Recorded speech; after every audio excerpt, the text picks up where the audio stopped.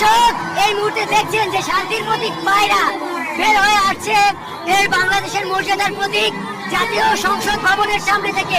আমরা দেখছি যে শান্তির প্রতীক পায়রা যেটি এতদিন স্বৈরাচারের শৃঙ্খলে বন্দী ছিল সেটি ধীরে ধীরে বের হয়ে আসছে এবং এই অভূতপূর্ব দৃশ্য দেখতে এখানে লক্ষ লক্ষ মানুষ সংসদ ভবনের সামনে কিন্তু হাজির হয়েছে এবং পুরো এর মানিক মেয়ের ভিডিও সেটি কিন্তু এখানে দেখছে এবং এই সংসদ ভবনের এই আকাশে দেখা হচ্ছে 36 জুলাই রিবার্থ অর্থাৎ পুনর্জন্ম।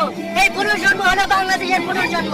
এই বর্ষবরণের দিনে পুরো বাঙালি জাতিকে বাংলাদেশের যে চীনা দূতাবাস সেটি উপহার দিয়েছে এই বাংলাদেশের পুনর্জন্মকে আবার এই বাংলাদেশের আকাশে ড্রোন দিয়ে প্রযুক্তির মাধ্যমে এটি কিন্তু তারা দেখালো। আমরা দ্বিতীয় দৃশ্য দেখার অপেক্ষায় আছি।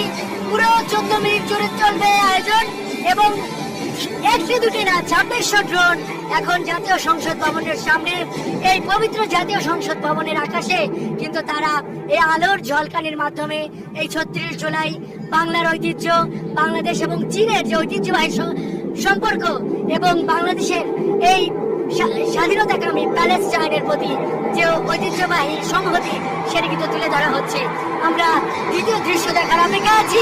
ঠিক এই মুহূর্তে আমরা দেখছি জাতীয় সংসদ ভবনের সামনে যে দৃশ্য বাংলার প্রতিটি মানুষকে নাড়া দিয়েছিল জুলাই শহীদদের ইমাম আবু সাইদের ছবি এবং পেছনে কিন্তু বেজে উঠছে সেই জুলাই বিপ্লবের গানগুলো। আবু সাইদ আবার মিলিয়ে যাচ্ছে আকাশে। এইখানকার উপস্থিত মানুষের আবেগ আপ্লুত।